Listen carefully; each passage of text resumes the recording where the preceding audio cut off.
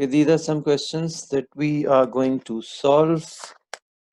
Questions are not difficult at all. The concepts were a little confusing, but believe me, the questions that appear in exams are very straightforward and simple. So जी पहला question क्या है? Database is set up to store data about paintings sold to customers by a gallery. Several attempts are made at the database design. Consider design 1. Design one में data dictionary दी हुई है, data description दी हुई है about customer, customer ID, customer address and date registered, और underline किसको किया हुआ है? कस्टमर आईडी को अंडरलाइन किया हुआ है यहाँ पर.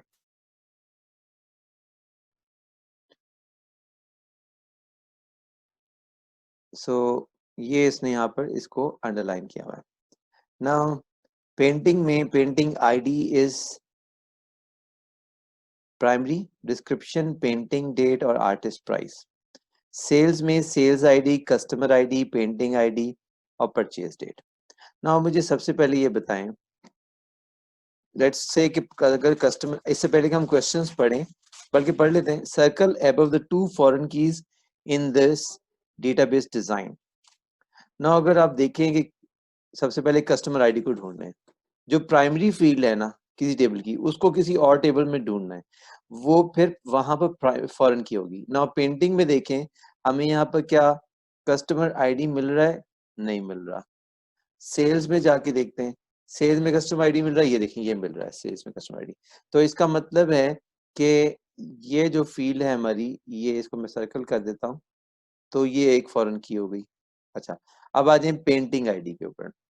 नाउ पेंटिंग आईडी जो ये प्राइमरी है, इसको यहाँ पर इफ वी सर्च, सो यहाँ देखें पेंटिंग आईडी ये मिल गई और कहीं नहीं मिल रही पेंटिंग आईडी. तो इसका मतलब है कि ये दो फॉरेन कीज हैं यहाँ पर. These are the two foreign keys. तो पहले क्वेश्चन का ये आंसर है. और I have explained what is the primary key, and I have also explained what is a foreign key. So the foreign key is the one which you will find in another table as a primary key. So these are the primary keys and they exist in another table. So it means कि यहाँ पर foreign keys हैं. Now let's look at the second table. These two foreign keys form two relationships. Complete the entry relationship diagram to show them. So अच्छा, हमने एक ER diagram अभी नहीं पढ़ी है. बेसिकली एंट्री रिलेशनशिप डायग्राम ये हमने पढ़ा नहीं है, लेकिन क्योंकि हमने रिलेशनशिप्स पढ़े हैं, एक्सेस में हमने देखे थे बनाते हुए, तो हम इनको यहाँ पर बिल्कुल बना सकते हैं एंटिटी रिलेशनशिप डायग्राम. बाद में हम इसको अलग से पढ़ेंगे ER डायग्राम को. नाउ एंटिटी रिलेशनशिप डायग्राम में हम इन तीनों टेबल्स के यहाँ पर नाम लिख लेते हैं. और मैंने ER डायग्राम थोड़ी सी एक पावर पॉइंट के अंदर थोड़ी एक्सप्लेन भी की थी, जहाँ तक मुझे याद कर रहा है पढ़ रहा है. सो कस्टमर और painting, and in between table is the sales, the one that contains primary key. तो one that contains primary key को हमें यहाँ रखना चाहिए ताकि दोनों को लिंक कर सकें. सो इसको इससे लिंक करेंगे और ये वाले क्रो फुटिंग हमने यहाँ बनानी है. ये भी क्रो, ये बन गया. सो this is one two many, ये भी लिखना है साथ में वन टू मैनी. ये क्यों वन टू मैनी रिलेशनशिप बन रहा है कस्टमर टू सेल्स का और पेंटिंग टू सेल्स का? क्योंकि हम देख रहे हैं कि कस्टमर में कस्टमर आईडी प्राइमरी की है और सेल्स में कस्टमर आईडी फॉरेन की है. इस तरह पेंटिंग में पेंटिंग आईडी प्राइमरी की है और पेंटिंग आईडी सेल्स में फॉरेन की है. तो इसलिए वन टू मैनी रिलेशनशिप बना है. This is what it is. Any question?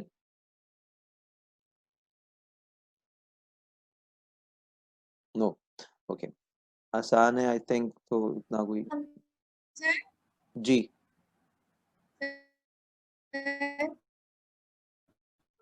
Sir अगर सेल्स के अंदर सिर्फ कस्टमर आईडी जा रही है तो फिर अगर 1 to 1 नहीं कर सकते. अगर सेल्स में कस्टमर आईडी होता और ये कॉम्पोजिट की होती मिसाल के तौर पर, तो तब भी इंडिविजुअली कस्टमर आईडी फॉरेन की ही होती है।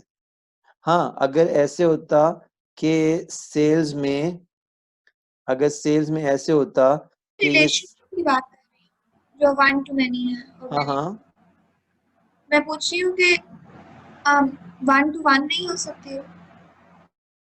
1 to 1 हो सकता है, लेकिन वो कैसे होगा मैं वही समझा रहा हूँ। मिसाल के तौर पर अगर सेल्स आईडी प्राइमरी ना होता, कस्टमर आईडी प्राइमरी हो जाता, तो कस्टमर टेबल में 1 आता। मैं मिसाल के तौर पर करूँ, कस्टमर 1 एड्रेस ABC और डेट रजिस्टर्ड 1/1/1999। और सेल्स में क्या आ रहा था, कस्टमर 1 को एक painting ID 1 on let's suppose 10/1/1999 को हमने उसको एक चीज भेजी है। अब कस्टमर 1 जो यहाँ पे एग्जिस्ट कर रहा है, इसका यहाँ पे कोई और रिकॉर्ड नहीं आ सकता। मतलब मैं ये नहीं कर सकता कि कस्टमर 1 ने पेंटिंग 2 11 को परचेज किया है, ये नहीं पॉसिबल। क्यों? क्योंकि डेटाबेस मुझे ये रिकॉर्ड क्रिएट करने नहीं देगा। क्यों? क्योंकि मैंने कस्टमर को यूनिक बनाया हुआ है, तो इस टेबल के अंदर 1 बार बार रिपीट नहीं हो सकता। हाँ, अगर ऐसा होता कि हम कहते कि भाई एक कस्टमर को हम सिर्फ एक ही दफा कोई चीज सेल करेंगे, दोबारा कोई चीज सेल ही नहीं करनी, तो फिर हो सकता है, फिर हम उसको प्राइमरी कर देंगे।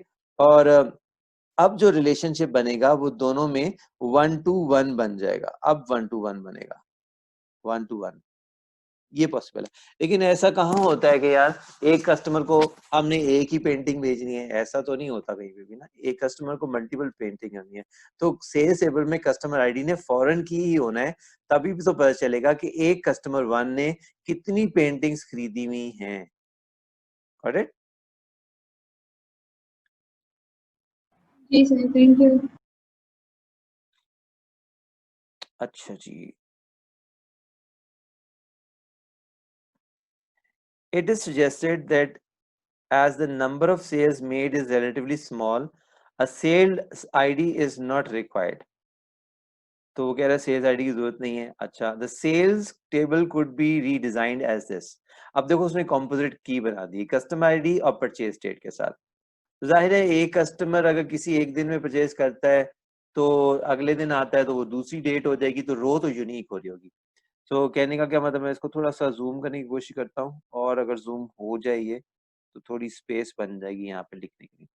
तो मिसाल के तौर पर एक कस्टमर ने एक चीज परचेज की, फॉर एग्जांपल 1/1/1999 को, कोई पेंटिंग 1। दूसरे दिन आया, उसी ने एक और पेंटिंग परचेज कर ली 1/1/1999 को, पेंटिंग 2। नाउ ये जो इंडिविजुअल रोज हैं, ये यूनिक बन रही हैं, इनका कॉम्बिनेशन यूनिक बन रहा है, ये सेम रिकॉर्ड नहीं आ रहा। तो ये पॉसिबल है। लेकिन यहाँ पर एक मसला है, और वो ये कि एक कस्टमर एक दिन में एक से ज्यादा पेंटिंग परचेज नहीं कर सकता। कि अगर उसी दिन वो पेंटिंग परचेज करे 1 को, लेट्स सपोज 2 क्वांटिटीज 1 की परचेज करना चाहता है, तो ये तो पॉसिबल नहीं है। हाँ, लेकिन उसी दिन अगर वो पेंटिंग 2 परचेज करे तो पॉसिबल है, लेकिन उस केस में हमें पेंटिंग आईडी को भी साथ में कॉम्पोजिट की बनाना पड़ेगा। तो हमें, क्योंकि हम सिर्फ देख रहे हैं, हमने कॉम्पोजिट की यहाँ पर बनाई हुई है सिर्फ कस्टमर आईडी को, परचेज आईडी को, तो ये दोनों को कॉम्बिनेशन यूनिक होना चाहिए। तो अगर एक ही दिन वो दो पेंटिंग परचेज करना चाहता है, तो that is not possible. Database उसे ये ऐसा करने नहीं देगी, क्योंकि सेम रिकॉर्ड कॉम्बिनेशन का यहाँ पर एंटर हो रहा है। सो आगे अब क्वेश्चन देखते हैं कि वो क्या कह रहा है। This design is to be implemented, how will this restrict the gallery sales. तो ये चीज मैंने यहाँ एक्सप्लेन कर दी है, वही हम यहाँ लिखेंगे। और मैं दोबारा लिख के दिखा देता हूँ।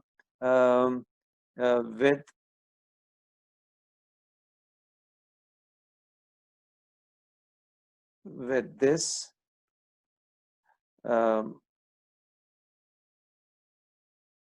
composite key, one customer will not be able to purchase 2 paintings on the same date. ये लिमिटेशन आ रही है हमारी। ठीक हो गया, आगे चलते हैं। जी बेटा बताएं। सर मैंने पूछना है कि अगर परचेज डेट की कॉम्पोजिट की के अंदर है तो इस तरह एक दिन के अंदर मल्टीपल पेंटिंग्स ली जा सकती हैं? अगर क्या हो,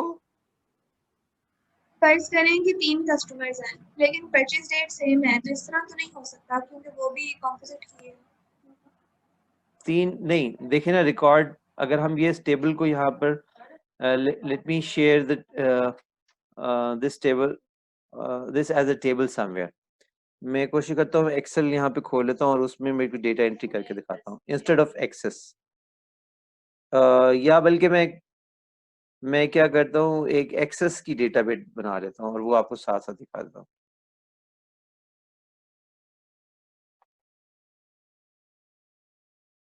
late me share this,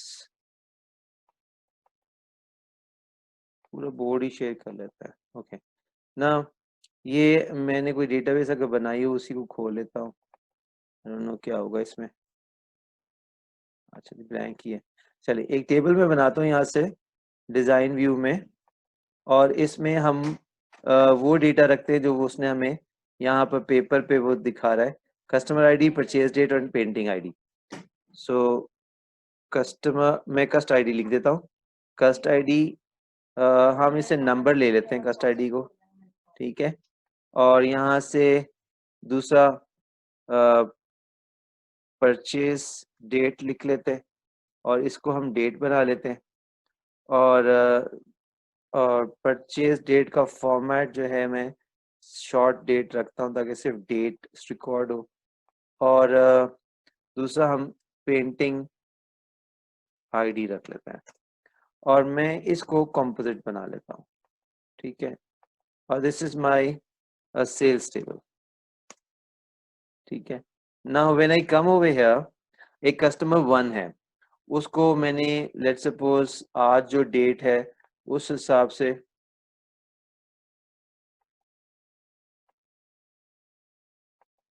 let's suppose आज 25 है, मैंने एक पेंटिंग 1 सेल किया है, ठीक है।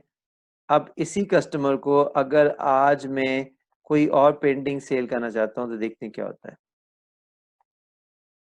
क्या कह रहा है कह रहा है जी, the changes you requested to the table were not successful because they would create duplicate values in the index primary key or relationship. Change the table data in the field or fields that cannot duplicate the data. Remove the index or redefine the index to permit duplicate entries and try again. So we cannot have duplicate entries in this. So if you look at this, जो हमारे पास यहाँ पे scenario बन रहा है, ये duplication हो रही है। ये this is not allowed once we make a primary key with a combination of 2 fields. That is not allowed. So इसको ठीक करने के लिए मुझे क्या करना पड़ेगा कि मुझे कंपोजिट की यहाँ से हटानी पड़ेगी और प्राइमरी की सेल्स आईडी रखूंगा तब होगा, या मैं टाइम भी बीच में इंक्लूड कर लूँ तो फिर हो सकता है, लेकिन नॉर्मली टाइम को नहीं रखते, हम उसको इंक्लूड करते हैं। इसको 11 कर देता हूँ। So this is what it is. I hope कि शायद कुछ क्लियर हो गया हो।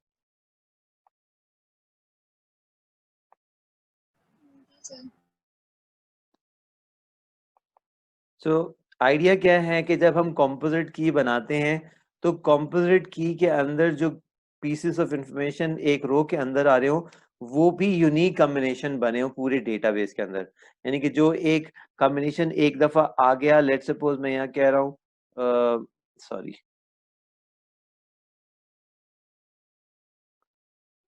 लेट्स सपोज यहाँ पर एक 1-1 का कॉम्बिनेशन आ गया, अब 1-1 दोबारा नहीं आ सकेगा क्योंकि हमने ये कॉम्पोजिट की बनाई हुई। This is what we are talking about ना। जब हम कॉम्पोजिट की बनाते हैं तो हमें ये करना, हाँ अगर ऐसी हमारी रिक्वायरमेंट है, we want to enforce that we will sell to one customer only once in the day, तो फिर हम ये बना लेंगे और ऑटोमेटिकली ये वैलिडेशन रूल सा हमारे लिए बन जाएगा ना।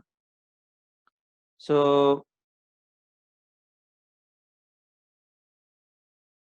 नेक्स्ट क्वेश्चन है more data is to be stored about the artist and the customer.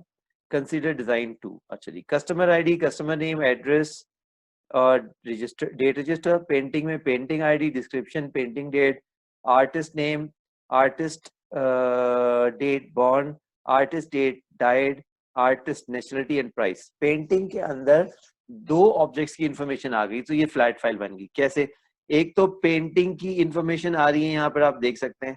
एक तो पेंटिंग की इंफॉर्मेशन आ रही है, profile, painting, painting description, painting date और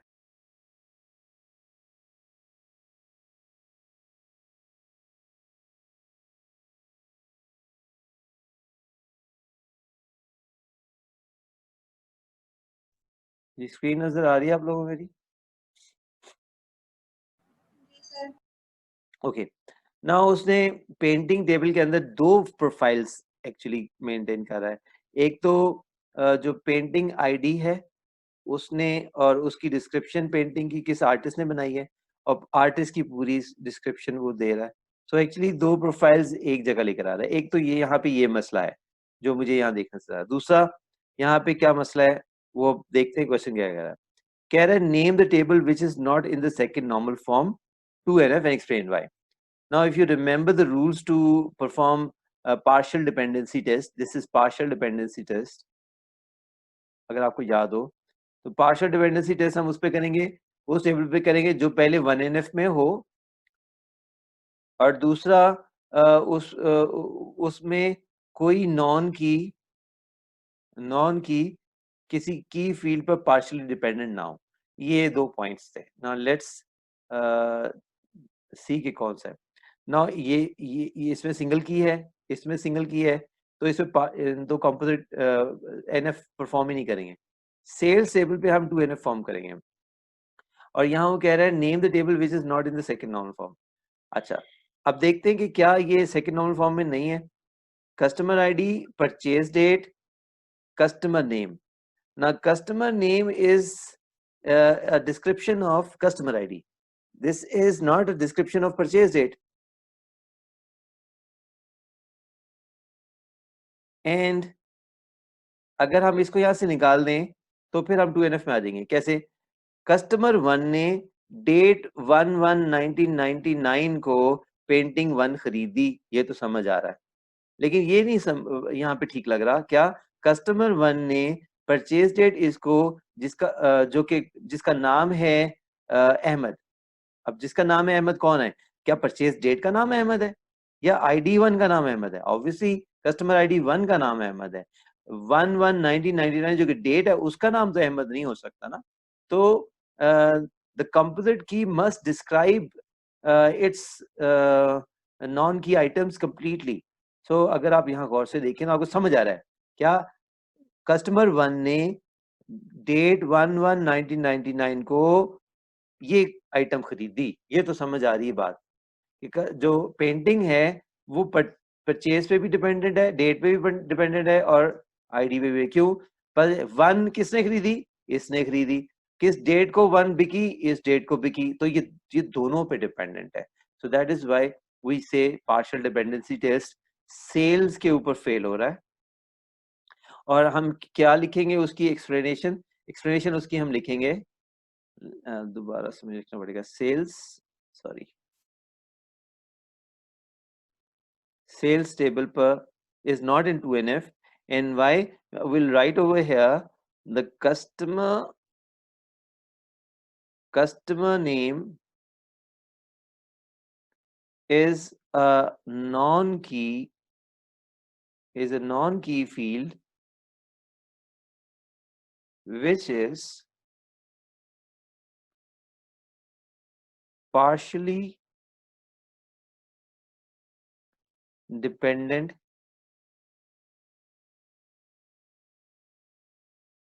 on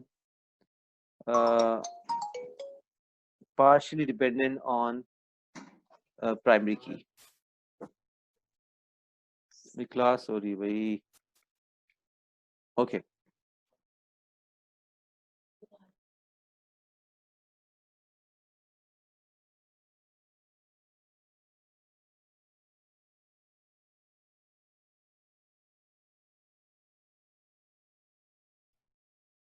ओके जी,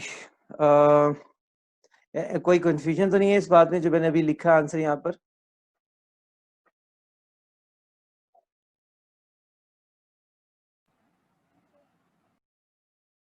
खदीजा बेटे समझ आ गया? किसी एक का नाम लेके दूं शायद रिप्लाई आ जाए। जी सर। आयशा, जी आ गया। आइना, ईमान, फिजा। फिजा तुमने तो इतनी क्लासेस ली हैं, मुझे नहीं पता तुम्हें कैसे समझ आएगी।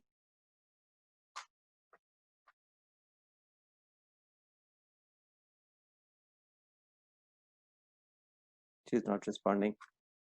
अच्छा जी, next is now what is the redesign of this table? तो रीडिजाइन इज वेरी सिंपल। आप लोग इससे पहले कि मैं लिखूं आप ट्राई कर लें, अपने नोटबुक्स पे ट्राई कर लें कि क्या रीडिजाइन होगा।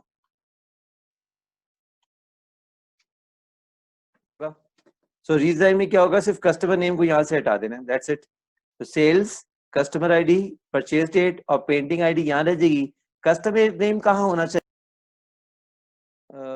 नेक्स्ट पार्ट है name the table which is not in the third normal form and explain why. Now who's going to tell me what is third normal form?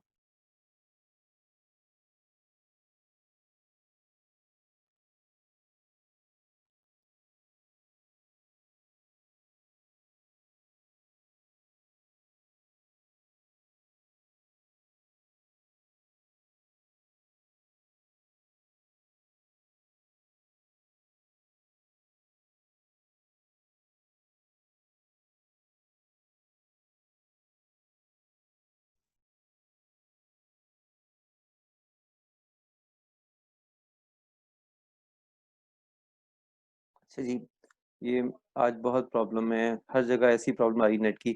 मुझे कौन बताएगा? आईना आप बताएं कि थर्ड नॉर्मल फॉर्म क्या होती है?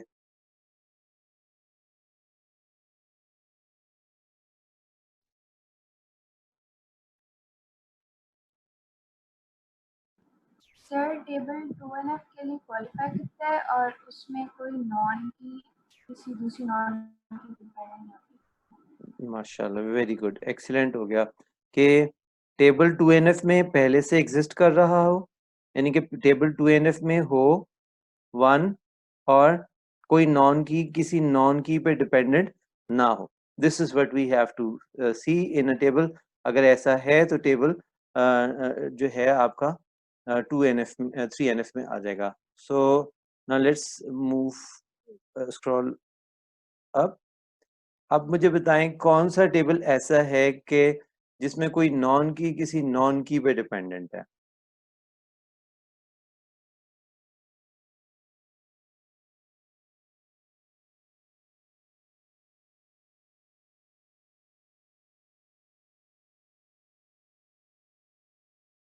सर पेंटिंग वाला। वेरी गुड, पेंटिंग टेबल जो है वो आर्टिस्ट 3NF में की नहीं है। इन्फॉर्मेशन सारी कनेक्टेड है। बिल्कुल, ये जितनी भी डिस्क्रिप्शन यहाँ पर आर्टिस्ट की आ रही हैं ये सारी नॉन की फील्ड्स हैं। सॉरी, यहाँ तक artist date of born, date died, artist nationality, these are all description of this artist name. So sir उसका नाम भी। हाँ, नहीं, actually the name is the ID of this description. तो हम ये कहेंगे कि the artist detail is dependent on artist. So all these artist date born and artist date died and artist nationality are dependent on artist name. So क्योंकि अगर मैं यहाँ से इसको हटा दूं तो फिर पता नहीं चलेगा कि ये date of born, date died, date artist naturally किसकी है। तो जब ये नेम यहाँ पर आ जाता है तो उससे एटलीस्ट ये पता चल गया कि अच्छा जी, कि ये जो डिस्क्रिप्शन यहाँ पर गिवन है, ये जो डिस्क्रिप्शन यहाँ पर गिवन है ये किसकी है? ये आर्टिस्ट की है। वो आर्टिस्ट कौन है? ये। तो इसका मतलब है these fields are dependent on artist name. So a non key, some non keys are dependent on another non key. So इसलिए ये टेबल 2NF में नहीं है। अगर हमने एक दफा और चेक कर लें ताकि हमें ये तो अच्छा तरीके से आ जाए। Now, customer ID is a primary field. Customer name is the description of ID. Address is the description of ID, and date register is the description of ID. So it is in. It has a primary key. It is 1NF. We can see because no duplication of records. Secondly, there is no composite key, so it is in the second NF. Partial dependency test करना ही नहीं है, and there is no non key on which is dependent on the non key, another non key. तो इसका मतलब है कि table 3NF में है हमारा। इधर अगर आ जाएं तो इसमें ये हमने देख लिया कि 2NF नहीं है, तो अगर हम यहाँ से ये जो फील्ड्स हैं यहाँ ये निकाल दें, ये तीनों फील्ड्स, और इन फील्ड्स को हम उठा के आर्टिस्ट के टेबल में ले जाएं, तो हमारा ये जो पेंटिंग का टेबल है ये भी 3NF में आ जाएगा। कॉम्पोजिट की इस पे है नहीं, तो पार्शियल डिपेंडेंसी टेस्ट करना नहीं है, तो ये भी ठीक हो गया। और ये टेबल में से हमने इसको पहले ही निकाल दिया है, तो ये भी 3NF में जा चुका हुआ है table. So this is what all normalization is, and this is the most difficult यानी कि जो क्वेश्चन हो सकता है वो ये है।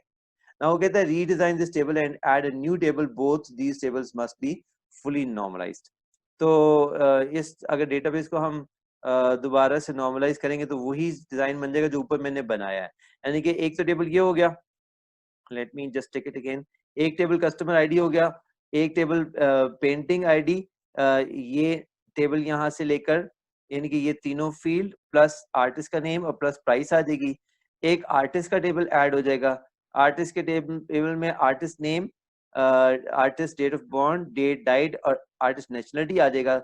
और फोर्थ टेबल हमारा कस्टमर आईडी, परचेज और पेंटिंग आ जाएगा। और फिफ्थ टेबल हमारा कस्टमर का आ जाएगा, जिसमें हम कस्टमर का नेम और कस्टमर आईडी और परचेज रख सकते हैं। तो ये इस तरह से हमारा टेबल इंफॉर्मेशन बनेगी, क्योंकि यहाँ से हम कस्टमर नेम को निकाल रहे हैं, तो कस्टमर नेम ने कहीं ना कहीं तो जाना है। तो बेसिकली दो नए टेबल्स ऐड हो रहे हैं, जो नीचे वो कह रहा है कि ऐड टू न्यू टेबल्स। एक आर्टिस्ट का टेबल ऐड हो गया, और उसमें आर्टिस्ट पूरी तरीके से हमने लिखना है, आर्टिस्ट नेम, और उसको मैं अंडरलाइन करूंगा। और हालांकि दो आर्टिस्ट सेम भी हो सकते हैं, तो उसके लिए मैं ये है कि आर्टिस्ट आईडी भी लिख दूंगा, तो वो भी ठीक है, या आर्टिस्ट नेम को लिख लूँ, और साथ में बाकी आर्टिस्ट की जो डिस्क्रिप्शन इंफॉर्मेशन है जो यहाँ पे लिखी थी वो वहां चली जाएगी। प्लस कस्टमर का टेबल कस्ट लिख देता हूँ, कस्ट आईडी और कस्ट नेम, ये दो नए टेबल्स मैंने फिलहाल ऐड कर दिए हैं।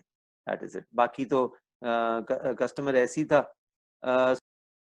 एक टेबल हमारा बनेगा पेंटिंग का, कस्टमर का तो टेबल पहले ही बना हुआ है। एक टेबल हमारा बनेगा पेंटिंग, रीडिजाइन हो जाएगा, जो पेंटिंग की इंफॉर्मेशन आ जाएगी। और दूसरा आर्टिस्ट का टेबल रीडिजाइन होगा, बल्कि डिजाइन क्या बनेगा, वो बनेगा नया, उसमें आर्टिस्ट की आईडी या आर्टिस्ट का नेम से आप प्राइमरी की बना देंगे और बाकी इंफॉर्मेशन ले आएंगे। तो this is are the new design of the database. Now आगे देख लेते हैं और क्या क्वेश्चन है। ओके ये उसी तरह के क्वेश्चंस आ रहे हैं, आपके साथ मैं शेयर कर दूंगा, तो आप दोबारा इनको ट्राई कर सकते हैं। और जो कोई नई चीज़ इसमें है देखने वाली, वो मैं आपके साथ डिस्कस करता हूँ। For all the runners entered for the race, this write a data manipulation query to display a list। अच्छा, ये query के questions आ गए। कह रहा records have been created for all the runners entered for the race on 26/11/2014। Write a data manipulation language query to display a list of the IDs of all the runners entered for this race। ठीक है जी, तो हमने यहाँ लिखना है select, और कह रहे हैं कि display a list of the IDs of all. So select ID. अब ऊपर देखेंगे पेपर में, आप जब देखेंगे तो ऊपर आपको शेयर करूंगा तो आपको पता चल जाएगा कि आईडी फील्ड का नाम आईडी है या रनर्स आईडी है या क्या, वो आप लिख देंगे यहाँ पर। और यहाँ आ जाएगा फ्रॉम रनर्स टेबल, ऊपर चल के देख लेते हैं कि रनर्स टेबल है या क्या है।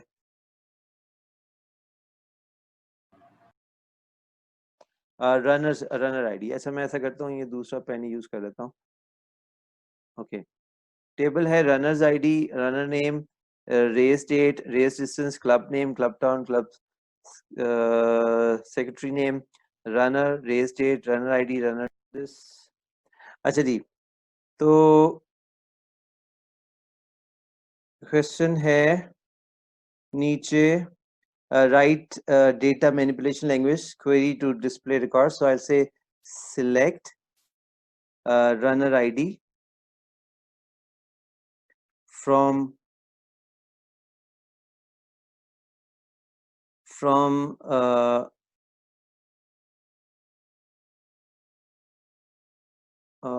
IDs of the runners entered for this race from, अच्छा देखें अब ये रनर आईडी मैं कहाँ से उठाऊंगा, जरा प्लीज बहुत ध्यान से देखने वाली बात है।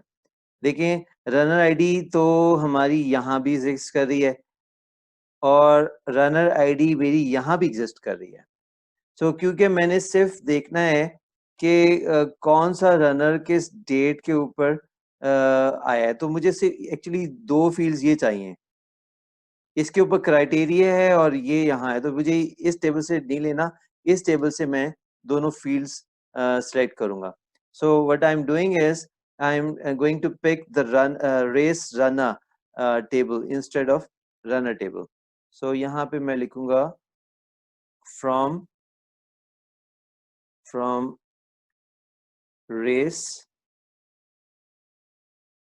race runner table where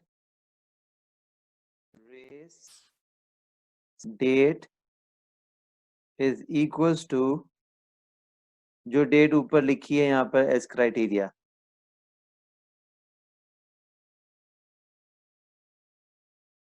क्या डेट लिखी है, ये डबल कोट्स में हम इस डेट को लिखेंगे यार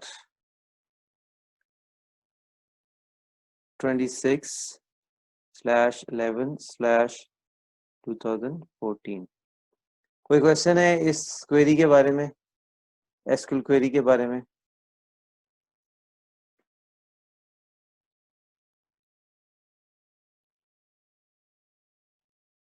आई होप कि नहीं है। अच्छा अब देखें अगला जो क्वेश्चन आ रहा है उससे पहले हमें क्या करना चाहिए कि हम जरा रेस टेबल को देख लें। नाउ यहाँ पर जो रेस टेबल है उसमें क्या इंफॉर्मेशन आ रही है, रेस टेबल में race date, runner ID, runner name और फिनिशिंग पोजीशन आ रही है। तो जिस वक्त कोई प्लेयर रेस स्टार्ट करता है तो अकॉर्डिंग टू दिस इंफॉर्मेशन क्या होता होगा कि उसकी डेट जो भी है फॉर एग्जांपल और उसकी आईडी और उसका रनर का नेम यहाँ आ जाता होगा। अब हमें पता है कि रनर नेम यहाँ पे गलत आया हुआ है, ये टेबल 2NF में नहीं है, पहले हम यहाँ ये डिस्कस नहीं कर रहे। और यहाँ पे फिनिशिंग पोजीशन तो वो तो रेस खत्म होगी तब ही आएगी ना, तो रेस खत्म होने के बाद उसकी जो यहाँ पे फिनिशिंग पोजीशन ने ऐड होना है वो बाद में ऐड होगा। तो कुछ एंट्री पहले हो जाएगी और कुछ एंट्री बाद में हो रही है डेटा की। So how that is going to happen, तो इसके लिए वो कह रहा है कि क्वेरी को अपडेट क्वेरी बनाएं। नीचे यहाँ पे क्वेश्चन आ रहा है, following the race the record for runner 8816 must now be updated to show she finished in second place, write the data manipulation language command to update this record. तो आपको याद होगा कि अपडेट के लिए जो क्वेरी थी वो थी ये, अपडेट किसको, टेबल रेस रनर टेबल को,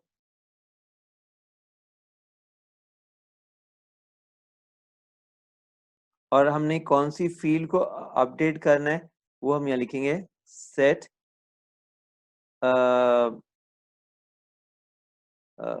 finished position. I think check कर लेते हैं ऊपर से नाम क्या है फील्ड का, कौन सी फील्ड में सेकंड डालना है, फिनिशिंग पोजीशन। ओके तो यहाँ पर हम लिखेंगे फिनिशिंग पोजीशन, सॉरी ये इसको यहाँ नहीं, ऐसे set finishing position equals to ये लिखा हुआ है सेकंड प्लेस, और यहाँ पर हम लिख देंगे वेयर, क्योंकि सबकी पोजीशन हमने 2 नहीं करनी, सिर्फ एक ही पोजीशन 2 करनी।